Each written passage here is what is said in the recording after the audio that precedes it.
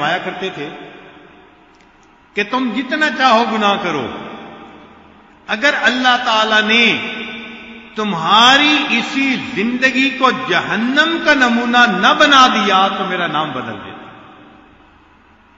اور واقعی ایسا ہوتا ہے کہ جو انسان گناہوں میں لگتا ہے اسی دنیا میں اور پھر کہتا ہے جی اس جینے سے تو مر جانا اچھا تھا، پریشان ہے تو کہہ رہا ہے نا کہ جینے سے مر جانا اچھا تھا، تو بہتر ہے انسان گناہ ہی نہ کرے۔ تو یہ 5 باتیں تھیں جو حضرت حاجی امداد اللہ مہاجر مکی رحمت اللہ علیہ کے کمرے میں انہوں نے لکھ کر لگائی ہوئی تھیں۔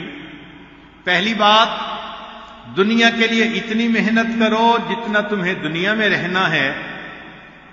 دوسری بات، آخرت کے لیے اتنی محنت کرو جتنا آخرت میں رہنا ہے۔ اور تیسرا، اللہ کی رضا کے لیے اتنی محنت کرو جتنا تم اس کے محتاج ہو۔ اور چوتھی بات، صرف اسی سے مانگو جو کسی کا محتاج نہیں۔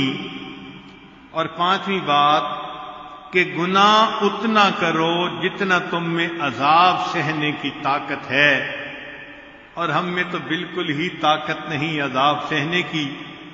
لہذا آج کی اس مجلس میں ہم اللہ رب العزت کے حضور یہ فریاد کرتے ہیں کہ اے کریم آقا، ہم پر رحمت کی نظر فرما دیجئے، ہمیں گناہوں کی ذلت سے بچا دیجئے۔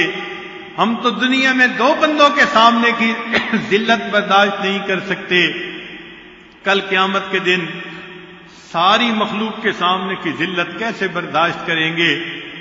اسی لیے تو علامہ اقبال نے ایک شعر کہا تھا، تو غنی از ہر دو عالم من فقیر، اللہ تو 2 عالم سے غنی ہے، میں فقیر ہوں، روز محشر عذرہا اے من فضیر، اللہ قیامت کے دن میرے عذروں کو قبول کر لیجئے گا۔ گر تمہیں بینی حسابم ناگزیر، اور اگر آپ یہ فیصلہ کر لیں کہ میرا حساب لازمن لینا ہے تو اے اللہ از نگاہ مصطفیٰ پنہا بگیر، اللہ مصطفیٰ کریم کی نظروں سے اوجھل میرا حساب لے لینا، میرے پلندے ان کے سامنے کھلیں گے، کتنی شرمندگی ہوگی۔ تو آج وقت ہے ہم اپنے گناہوں سے سچی توبہ کر کے اپنے اللہ سے اپنے گناہوں کو بخشوا لیں۔